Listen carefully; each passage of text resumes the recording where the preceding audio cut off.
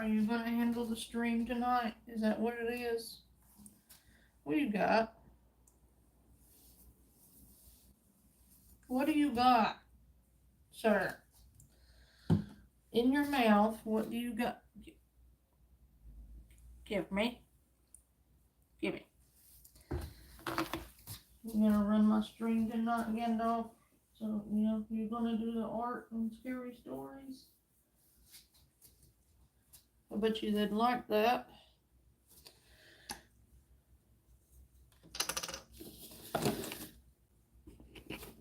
I'll move my shit.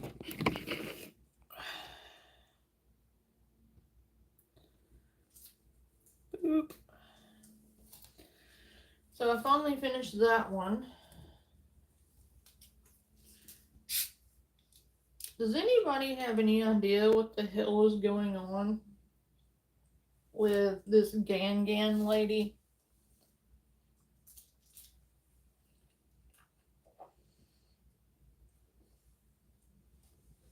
Or Grandma Gang, Granny Gang, whatever the fuck her name is.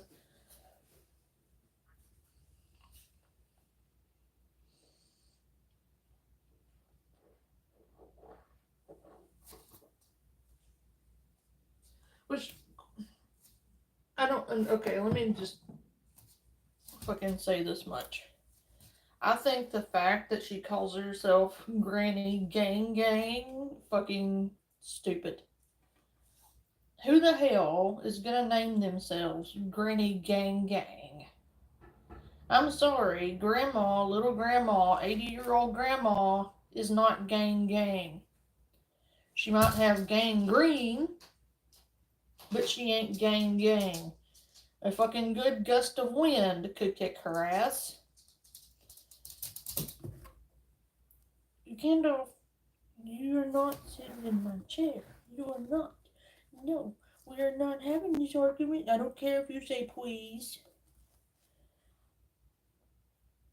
You can please with your paws all you want, but you can't, You know. Yeah, you do. Gandalf is not playing fair. He's giving me please paws.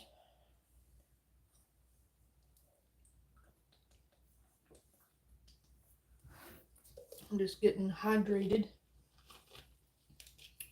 I'm thirsty. And getting my art shit set up. I figured I would go ahead and come on. And then I would get the rest of this shit put in place. And then we would proceed. Why are you insisting? If you're gonna sit in my chair, sir, you're gonna have to do the thing. Let's see if you can do the art. You want me to do the art? You're gonna do the art? Yeah. You're gonna color? See, he's doing the art. See, coloring. Good job. He did the art. Good boy. Gonna start him an OnlyPaws account. Say, I just want to be included. Yeah. He's so freaking rotten. Yeah, you are. You are rotten. And you know it. I cannot hold you right now. I am trying to boot up my computer.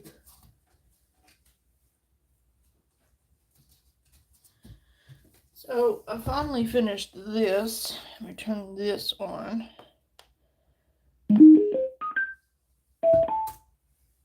Beep beep.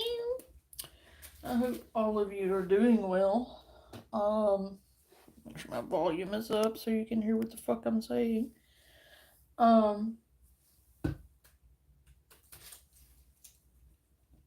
I've been watching all this goodness. All this dumb shit. Basically, I don't know what other words to use for it, really. Um,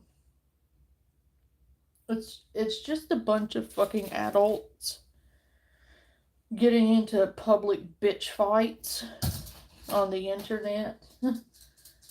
And I can't. I don't have the energy. I don't. And I'm going to explain it to you like this.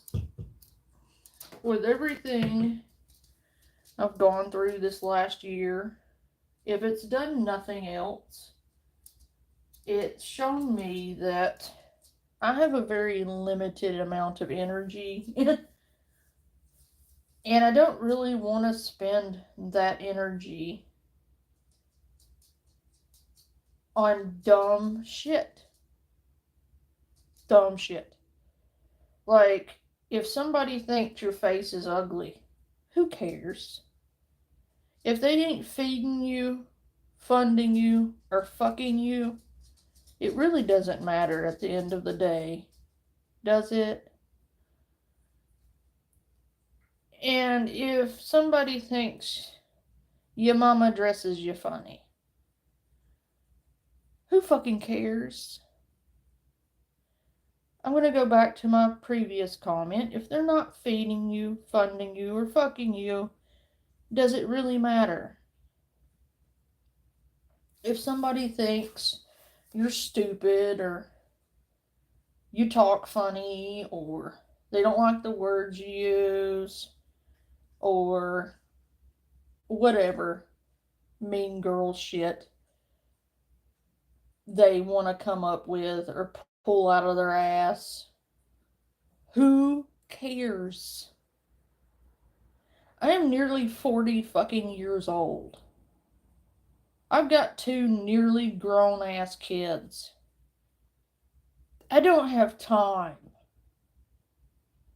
for who does or doesn't like me. And quite frankly, I don't give a fuck. It doesn't keep me up at night. It doesn't haunt me. It doesn't bother me. The cold hard truth is, unless it's being brought up to me actively, those dumb fucks don't cross my mind. And quite frankly, half of the people talking shit don't know me well enough to even make those assessments anyway. So why give my energy to a bunch of toxic narcissists who don't really matter anyway? It's a bunch of fucking strangers on the internet at the end of the day. And if you're giving that much energy to a bunch of fucking strangers on the internet, one might have questions. But unfortunately, for the trolls on the internet, I have real life friends, so I don't really need a bunch of fucking validation from a bunch of fucking strangers on the internet. And I know that could be a letdown or a disappointment to like 5 people. But who cares? Honestly, who cares? And I'm sitting here watching all this shit and watching who's fighting who, or who's got something to say about this person or that person, and I'm like, what the fuck am I watching?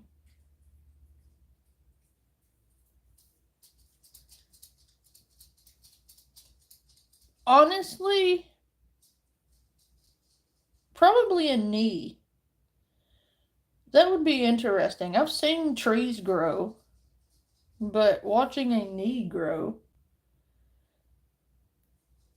could be interesting. And I see what you did there. That's why I was very, very clear with my words. Nice try. But watching the tissue form would be kind of cool. Smart ass. I gotta give you that. That was pretty funny. Sneaky. Sneaky, because you tried to get me to say something dirty. But yeah, no. No, no, no, no, no.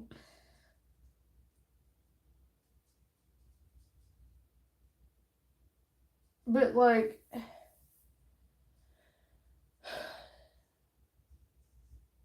I guess I would rather just do this. And you know, people will either watch or they won't, and I don't care. Like, I just don't really have the energy to spend on a bunch of dumb fucks on the internet. And I don't really. I am glad that I am not in an open bitch fight with somebody. I mean, at 40 years old, that's kind of embarrassing. Like, I may defend myself if I feel like I need to, or if it's even relevant at all. But beyond that, I'm not gonna be yelling at people on the fucking internet. And Granny Gang Gang, ma'am, you are like 180 years old. Why are you getting into a public bitch fest with a bunch of girls half your age over a word you really shouldn't have been using to begin with? And why are you people dissecting every word someone says? Like, do you not have a job? Do you not have activities? Do you not have a hobby? Because if you're spending every waking second worried about what words somebody says on the internet, and so much so that you're dissecting every fucking sentence, you clearly need a hobby.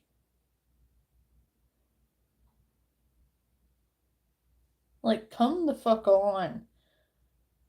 Like, half of the people I'm even talking about are in their 40s. Some of them in their 50s and 60s, and you would have thought they'd know better by now.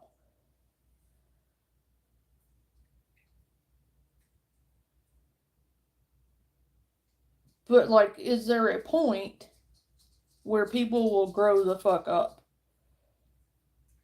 At any point. Because, like, are you still gonna be Granny Gang Gang over here and still be getting into public bitch fights with strangers on the internet at 80 years old? Because that is your future. No, thank you. I'm gonna sit over here with my coloring book and my markers, and I'm gonna listen to ghost stories, myths, legends, and folklores. Because I am no. Mm-mm, I'm good. Like, I don't know what caused this epiphany with me, but like, I had a moment where I was sitting here. I had it playing in the background while I was cleaning my house and doing laundry and making dinner and doing all my fucking household shits. And I was like, you know, I need to go live because I told people I would. And I'm like, I kind of dread it because I'm tired of the drama. And I got to thinking, well, what's making me not want to do something I used to enjoy? And the answer to that was the drama.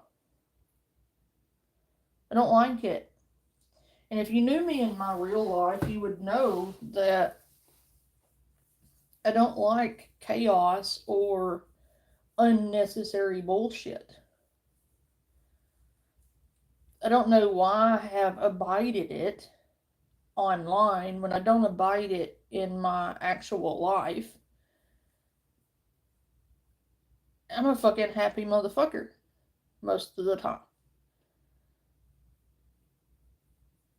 So I'm gonna just be over here doing my own thing, laughing at dumbasses on the internet, and living my best life.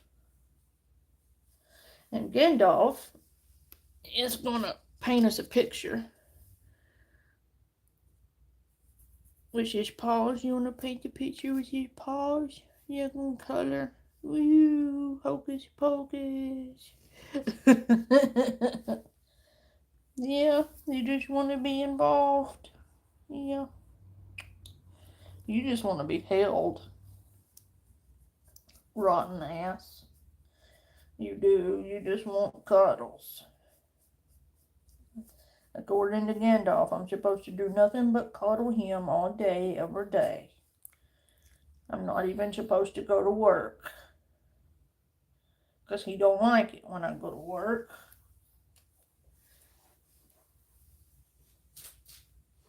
He doesn't. He doesn't like it at all.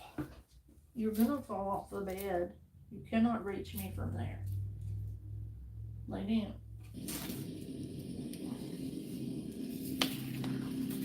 I finished this one, by the way. Alright. Let's find it. I finished this one last night. And this one. That evening, we all gathered around the Jesus. campfire, passing around snacks and trading random jokes, when my friend settled in across from me. Normally, he was one of the livelier folks, always laughing, always ready with a comeback. But that night, his face looked drawn, and he kept tapping his foot on the dirt like he was working up the nerve to say something. That one kind I of speaks waited, to me. I like it. Because whatever had him on edge was no silly ghost story. He started by explaining a bit about his I LDS also mission, like that one. how it covered a broad area, including a reservation that he didn't visit often. Truth be told, none of us were expecting more than a mild anecdote. Then he let slip that this reservation region had an eerie reputation among the locals. We all went quiet, even the ones who'd been whispering or fiddling with their phones. Something about his tone felt heavier than any cheap campfire tale. He cleared his throat and told us about a day he and his companion had to travel far out of their normal route. I think I'll do the koi They met fish. some new investigators who wanted to learn about the faith, and that part went smoothly. The real trouble started There's after, two of them. I think when I'll they do discovered the they two. were nearly out of gas. Nobody was around to help, so they sat there in a stretch of nothingness until someone finally came by with a spare can of fuel. By the time they were on the road again, the sky was dark and the roads were almost deserted.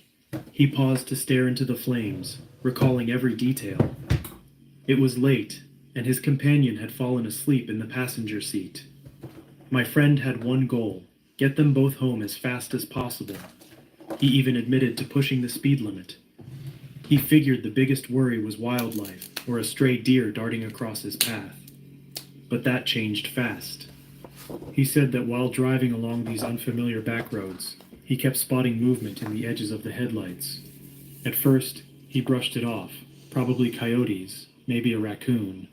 Then something shifted right next to his window, much closer than he expected. He glanced down, thinking he would see an animal scurrying by. Instead, he slammed on the brakes, practically launching his companion forward against the dashboard. You wait just a cotton picking minute here, sir. Why was your first instinct to blame a raccoon? Like, how do you know we had anything to do with it? Okay? Why is everybody's first instinct to blame raccoons? That's specious. That's not right. Raccoons don't do all the mischief. Thank you very much. So your first inclination was to blame the raccoon. Well, how do you know you even have raccoons? It's not fair. Hey, okay, I need to see your evidence for that, Harry. I'm gonna need to see receipts. Receipts or it didn't happen. Raccoons are lovable creatures and they do no mischief unless you have video evidence, and then we will figure out how it's still not our fault. The evidence was staged. It was a setup.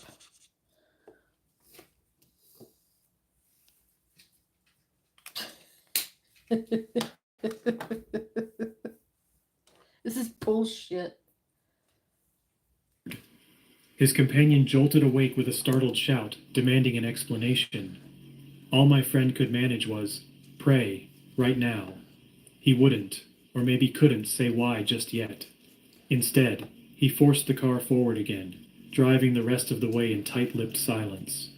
His companion kept pestering him, but my friend stayed locked on the road, acting like if he spoke, something worse might happen. He made it back to their apartment complex with nerves in shreds. Once they were parked, his companion cornered him. That's when everything poured out. He had glanced down to see several figures, human in shape but sprinting on all fours, running right beside the car, somehow matching his speed at 40 miles an hour. He insisted he wasn't joking. They weren't animals or some optical illusion, though part of him wished that's all it had been. We were all dead silent around the fire. The only sound was the pop and crackle of burning wood. That image, 6 or so people galloping alongside a moving vehicle, was too bizarre to dismiss. I almost expected someone to laugh and call it a prank, but no one did. The look on his face told us he was dead serious. He went on to say that this was only the start. Even after that night. You know, I also have a theory I would like to impart. I was listening to, I don't want to call it a podcast, an audio clip, I guess, would be a good description. They were talking about witches. Throughout history, just discussing witches and where they came from and all of that. And I've had a theory for years.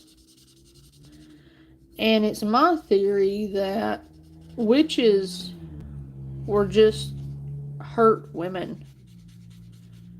Like, because if you notice the backstory to everyone that's like allegedly a witch, she always has some kind of horrible backstory where some dickhole really traumatized her or did something horrible to her, or a horrific series of events that changed who she was as a person. And I have a theory that witches were just women who've been through a lot of shit, and it kind of awoke something primal in her, like a dark magic that's been sleeping for hundreds of thousands of years. And you have to wonder if that's not what awakens a witch. Like deep sorrow or deep trauma basically causes a sort of awakening or coming into oneself.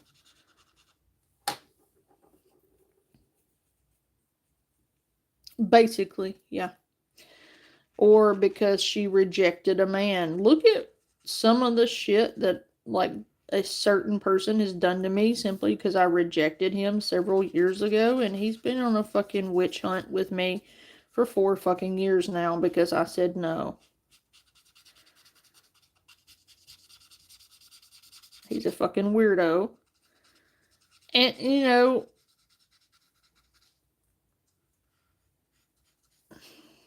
half of the time with a woman, like most of what you hear about her, if you hear disparaging things, it's either it comes from a scorned man whom she rejected, or it comes from a jealous ass woman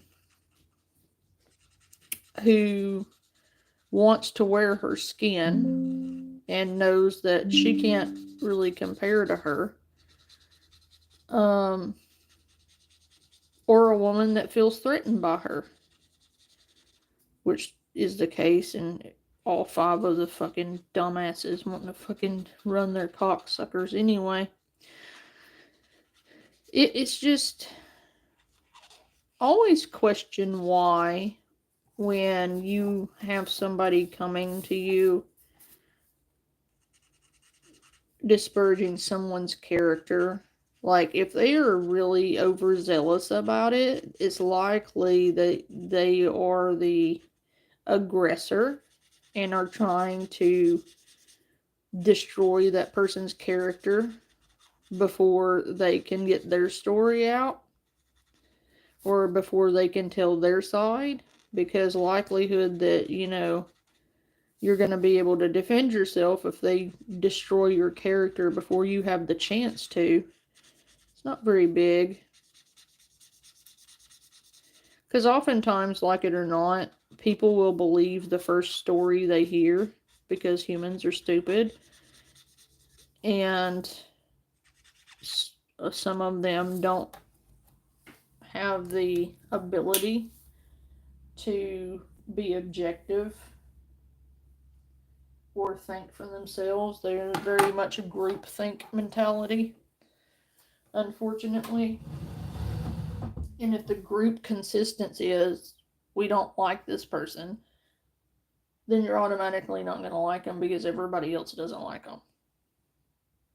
How very intelligent of you.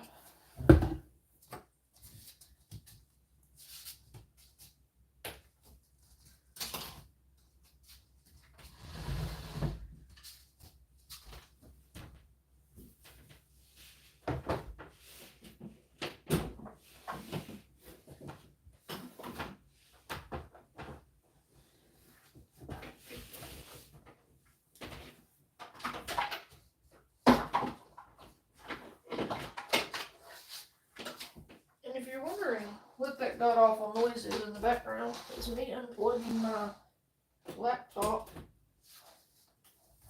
charger from one side of the room and plugging it in on the other.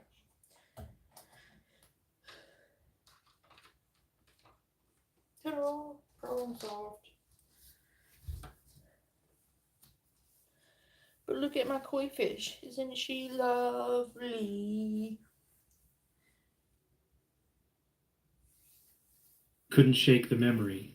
It hovered in his mind every time he drove those roads again, and apparently, future visits to the reservation area would bring more encounters. But he saved those parts for later. At that point, he was wrapping up what he called the late-night detour. I don't think anyone blinked until he stopped talking. Eventually, somebody tossed more wood on the fire, but the mood around it had changed. We all felt it, an uneasy sense that maybe there are things out there best left unexplained. The night grew quieter, and we sat there a long time, wishing we could forget the image of those shapes pounding the pavement on all fours, keeping perfect pace. I got transferred to a small town near the reservation, and the thought of going back to that area put me on edge, but an assignment was an assignment. My new companion and I drove out to this old trailer where we'd be bunking for a few nights. The place sat on a lonely stretch of land, with a single flickering streetlight that barely cut through the dark. I kept telling myself it'd be fine, just a couple nights, then we'd move on. Still, my nerves were shot. Our first evening, we turned in early. The wind whistled against the trailer walls, and the place rattled like it hadn't seen a repairman in years. I tried to close my eyes and let the hum of the old heater lull me to sleep, but at around 2 in the morning, a knock erupted from the front door. Not a polite knock either, more like a steady, insistent thumping. My companion and I both bolted upright. We figured maybe a local needed help, so I flicked on the porch light and opened the door just a crack. Nobody, absolutely no one was there. I stepped out, scanning the immediate area, but the single streetlight couldn't push back all the darkness. My companion stood behind me, looking spooked, and we decided whoever it was must have run off. We went back inside, locked up, and tried to settle down again. Minutes later, the knocks returned, this time from the far side of the trailer. Something about it felt wrong, rhythmic, almost like it was playing a game with us. I crept around to the living area window. I peered out, half expecting a coyote or stray dog, but the shapes I glimpsed moving beyond the trailer were taller, standing upright at times, then dropping to all fours. My heart hammered as I thought of the night I'd seen those figures keeping pace with my car. It was like they'd found me again. The rest of the night was miserable. We barricaded the door and kept every light on. In the morning, the sun revealed footprints in the dirt circling the trailer, some clearly human, Others spaced oddly like a person had been crawling on hands and feet. Neither of us knew what to make of it, but we decided not to linger any longer than necessary. A few days later, we had to drive a local church member home. She lived near another patch of forest on the outskirts of the reservation. My companion and I exchanged worried looks when we realized how remote it was. But we had a job to do, so we piled in the car and took off. The woman sat in the back seat, chatting cheerily to pass the time, and I tried to focus on the conversation instead of staring into the woods. Even so, I caught shapes flitting between the trees in my peripheral vision. At one point, the woman fell silent. She leaned forward, touched my shoulder, and told me to slow down. Her voice was hushed, like she didn't want whatever was out there to hear. Confused, I eased off the gas. Then she pointed through the window, and I spotted something dark and human-shaped crouched between two thick tree trunks, watching us. Its limbs seemed elongated, or bent at awkward angles. We pulled over, uncertain whether to drive away or see if someone needed help. The woman started whispering about local legends, stories of entities roaming these woods, blending between worlds. My companion looked at me, jaw tight, clearly recalling the knocks from the other night. Before any of us could decide what to do, that shape melted back into the darkness. The woman clutched the seat and said, "Please, just go." She sounded terrified, like she'd seen this before and knew it was dangerous. We dropped her off a little while later, and she thanked us but refused to elaborate further. When we got out to stretch our legs, I noticed fresh dirt smeared across the back door and trunk, shapes almost like handprints with fingers too long to be normal. My mind raced back to the figures outside the trailer. Were they stalking us now? My final few nights in that region, I visited a family who insisted I stay over because of an incoming storm. Their house was a bit sturdier than the trailer, so I thought maybe I'd feel safer. My companion and I each took a spare cot in a small guest room. The storm rolled in with gusty winds and flashes of lightning that gave me a headache every time they lit up the window. Close to midnight, a shrill whistle broke the quiet. It started low and rose in pitch, stopping abruptly, only to start again a few seconds later, like someone out there was calling out in a strange, repeating pattern. I sat up and my companion mumbled, "Should we check that?" Every instinct told me no, but something about the whistle seemed urgent. Maybe someone was in trouble. The two of us headed to the back door. The moment I opened it, the whistling ceased.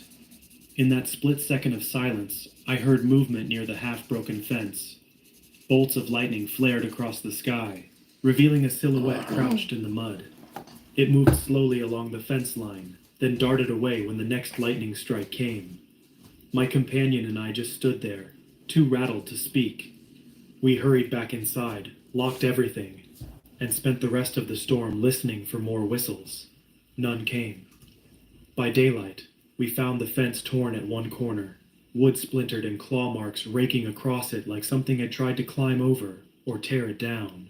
Our hosts were Hey, look, I found that audio book.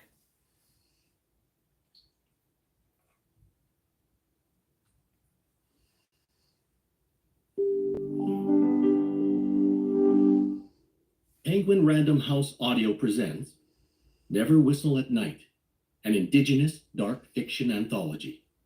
Edited by Shane Hawk and Theodore C. Van Alst Jr., with an introduction by Stephen Graham Jones, and stories by Norris Black, Amber Blazer Wardzala, Phoenix Boudreau, Cherie Dimmeline, Carson Faust, Kelly Jo Ford, Kate Hart, Shane Hawk, Brandon Hobson, Darcy Littlebadger, Conley Lyons, Nick Medina, Tiffany Morris, Tommy Orange, Mona Susan Power, Marcy R. Rendon, Wabgeshig Rice, Rebecca Roanhorse, Andrea L. Rogers, Morgan Talty, D.H. Trujillo, Theodore C. Van Alst Jr.,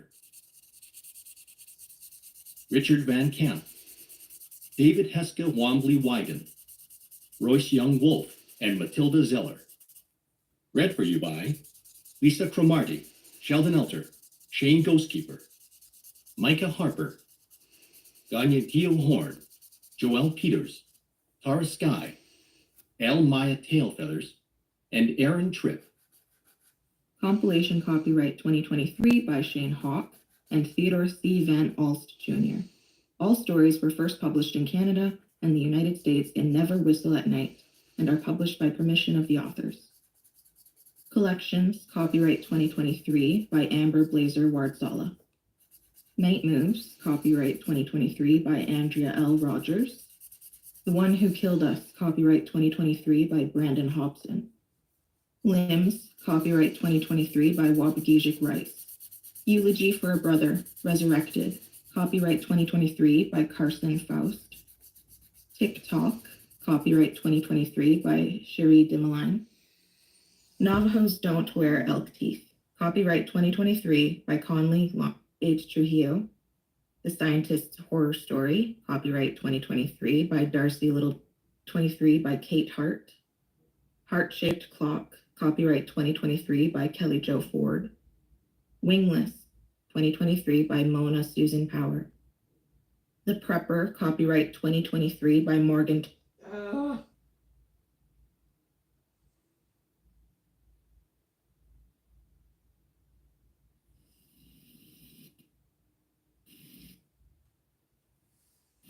There's a few things you should know before I tell my story. First of all, I come from a Navajo line. In case you didn't know, Navajo women pass their teaching and sacred medicines onto their daughters and granddaughters. Second, there's only one maternal granddaughter in each generation of our family. I was my grandmother's favorite grandchild. She taught me everything she knew. Lessons that to this day serve me well. When a grandmother speaks into a Navajo family, everyone, and I mean everyone, stops and listens to her. With that being said, my grandmother had one daughter and 4 sons. Her sons were something else. My grandmother married an Irish farmer and raised her family on a farm 30 miles outside of a small town on the Utah-Colorado border. They had 15,000 acres of pinto beans and wheat. Their farm actually bordered the Navajo Nation, of which they would visit often. Now, I was my grandmother's favorite grandchild. I was the only daughter of her only daughter. For whatever reason, my mother and grandmother were not close. So my grandmother took me to teach me her old ways. Someone to carry on our traditions and medicines. We would spend summers gathering cedar berries and making them into necklaces. We would gather all sorts of plants for teas, make sage bundles, and she would teach me how to survive on my own out in the forest. She poured all her wisdom into me. One summer, we had a family reunion. We all decided to stay at my grandmother's old farmhouse. All my cousins had come and we all decided to stay in the upstairs bedroom. That's a whole story of itself, but we were excited to be together and brave in numbers, right? The upstairs bedroom in the old farmhouse had a huge window that overlooked the farm. It was about 4 feet high and about 8 feet long. There was a door that opened up to the outside, but there wasn't a porch or stairs. If you went out that door, you would end up falling a complete story to the ground. Now, before it was bedtime, my uncle built a huge bonfire and all of us roasted marshmallows. My grandmother was initially okay with me going out to do this. However, she warned me to stay within the light of the fire and to not be wandering off. It was completely pitch black out there. There are no neighbors, no outside lights, and you wouldn't be able to see your hand in front of your face if you had no light source like a flashlight or fire. We were all happy roasting our marshmallows and visiting. That's when we started hearing coyotes yipping in the distance. My mom and her brothers, hearing this, actually started howling back. See, my mother can mimic any animal noise on the planet. She was calling the coyotes up because we could hear them getting closer and closer. That's when my grandmother came out and got me. She told my mom to be quiet, and she told everyone else that you don't call out things in the night. They kind of just laughed it off, but continued after my grandmother took me inside. She got me ready for bed. I always slept with my grandmother. I knew I was always safe with her. But this being a special occasion, I wanted to sleep upstairs with my cousins. My grandma tried to discourage me from this, but I wouldn't be swayed. I was too excited. So my grandmother put my cedar berry necklace on me, and we went upstairs and smudged the whole room that I would be sleeping in. She told me that if I heard or saw anything, to run to her room as fast as I could. She also told me not to be making noises, and to be quiet and go straight to sleep. My cousins and I were all set in bed for the night, and we were laughing and talking. I reminded them of what Grandma had told me. We shouldn't be so loud, for something might hear us. My cousin Jay laughed it off and said it was just old Indian superstition. That's when he called out and started whistling. This sent chills down my spine. We were never to whistle at night, no matter what. Never whistle at night. We sat and waited a couple of minutes and nothing happened. I actually let out a sigh of relief. A couple of hours later, we were all about ready to drift off when my hairs on the back of my neck stood on end. I looked around very carefully so I wouldn't draw attention. I didn't see anything, but I could sense it. At first it started very quiet. I could hear scratching on the outside of our house. I kept telling myself it was most likely just a mountain lion, and that everything would be fine.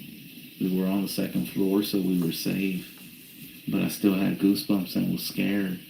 I started to hear what sounded like claws softly crawling up the side of the house. I slowly rolled over to face the window. If something was going to come in, I wanted to see it first so I could be the first one out of there. I should have gotten up in that moment and gone to Grandma, but I'm not sure why I didn't do it. I thought I could handle whatever it was, I guess. It was a few minutes later, the door handle on the outside door started to jiggle. At first I was scared, then I thought, it's only my uncle. You see, our uncle was always playing scary tricks on us, and I thought for sure it was him.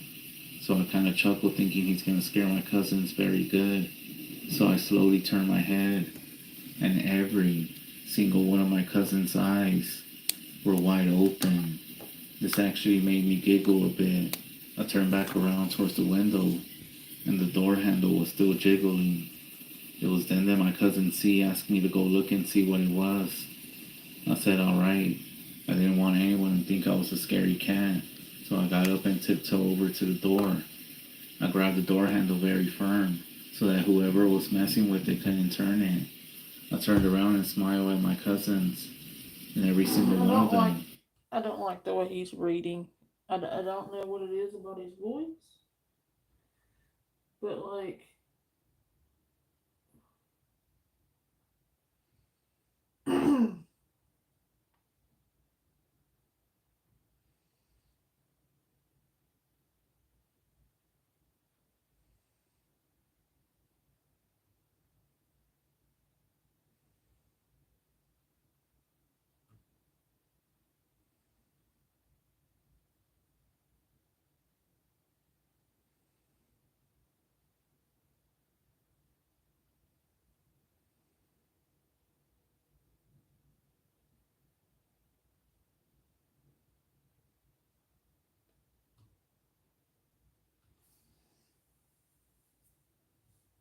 Today marks the beginning of our annual Scare-a-thon,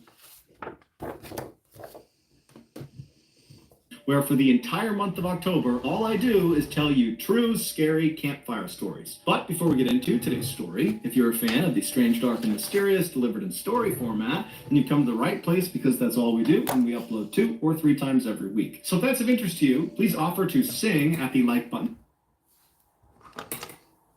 Wedding for free, and then when it's time for their first dance, sing a rendition of Du Hast by Rammstein in an Australian accent. Also, please subscribe to our channel and turn on all notifications so you don't miss any of our weekly uploads. All right, let's get into today's story.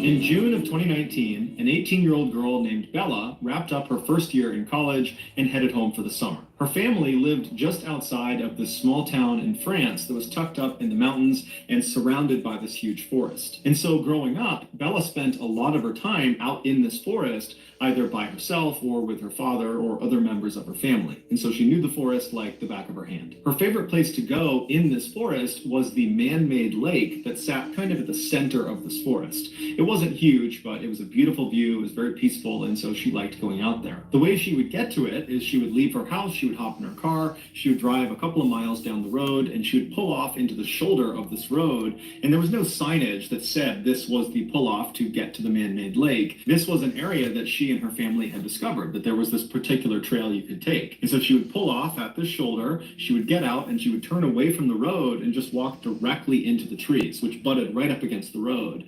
And very quickly, after walking into the woods, after going through some thick underbrush, she would reach this kind of clearing, and she would see up ahead this little stream. And off to the left side of this stream is what looked like this kind of beaten up little footpath, but actually what it was an animal trail. So animals just kind of made their way around this area all the time, and so it kind of carved out a path. And so Bella would walk down to this animal path, and she would walk along the path that kind of went parallel with the stream, and she would walk for maybe 15 or 20 minutes until this animal path veered hard to the left, kind of went away from the stream. At that point, Bella would abandon the animal path and just continue walking along this stream, both stepping in the stream on some rocks and standing on either side when she could. And she would follow the stream due north, just going straight into the heart of this forest for about an hour, walking at a fairly leisurely pace until the stream connected with this east to west running river. And at this point, Bella would turn left, facing west, and she would follow along this riverbank about 20 minutes until the river fed into the man-made lake. And so she would stay at this lake, sitting on a rock, enjoy the view, and look at the animals and listen to nature all around her.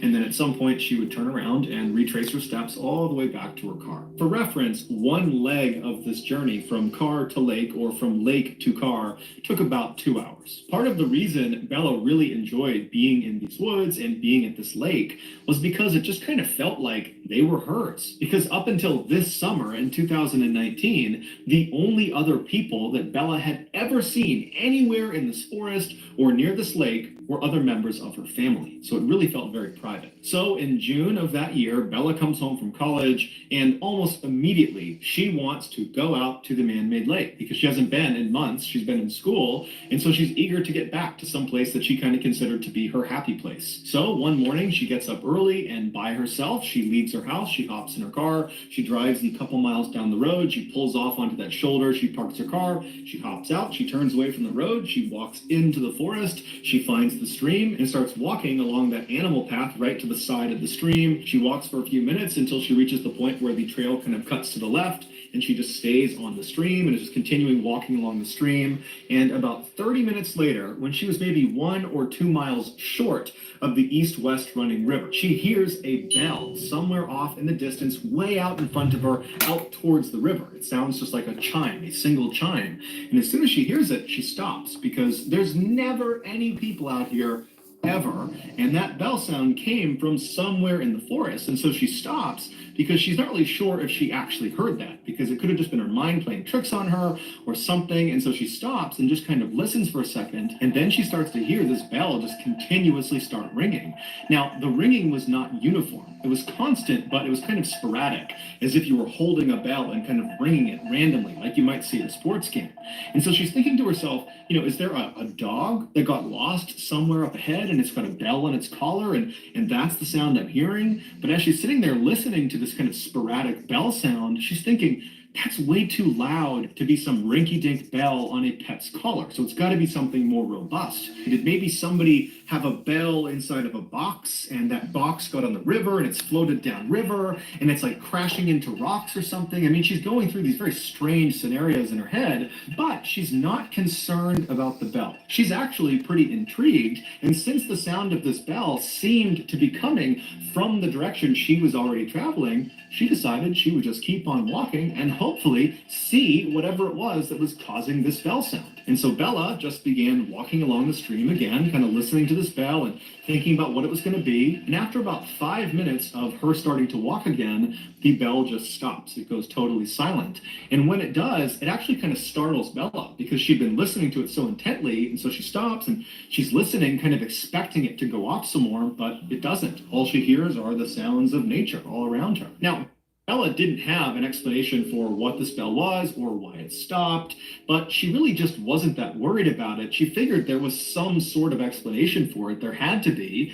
And so she just kind of shrugged and kept on walking and put her focus back on getting to the lake. About 10 or 15 minutes later, Bella was still walking along the stream. She was still maybe a half mile or a mile short of the east to west running river when she sees up ahead on the left side of the stream as she's walking, there appears to be something laying on the ground that looks like it could be an animal or a rock. She doesn't really know what it is. And as she gets closer, she realizes it's a beaver laying on the ground, and this beaver is missing its head.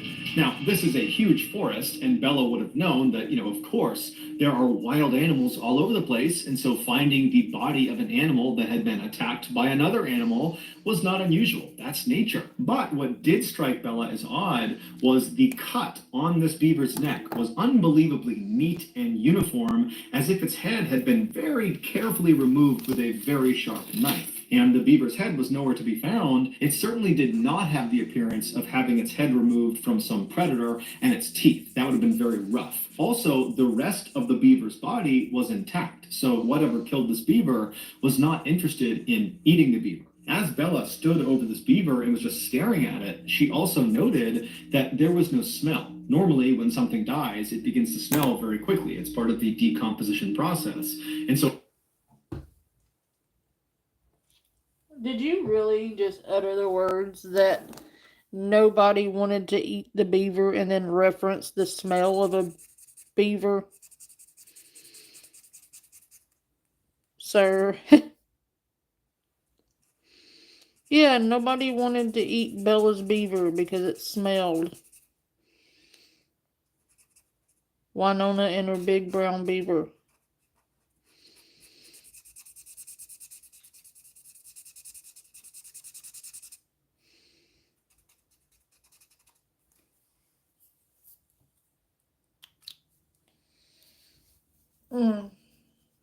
I could make so many comments.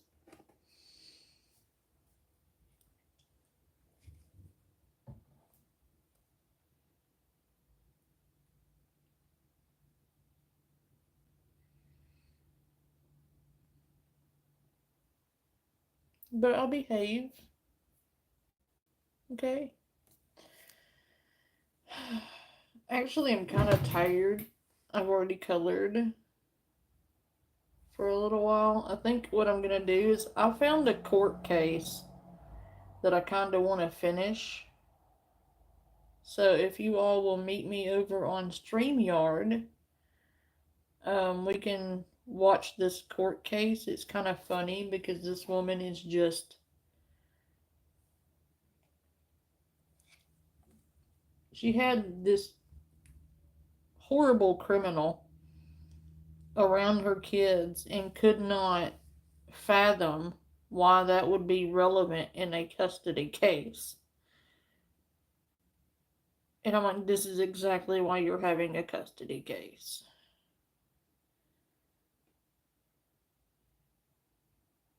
So I will end this one for all of my paranormal people.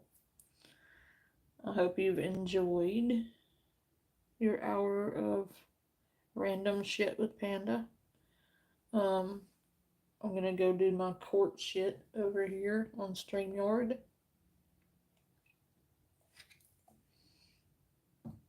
If that interests you as well, then come and join us. If not, I totally get it.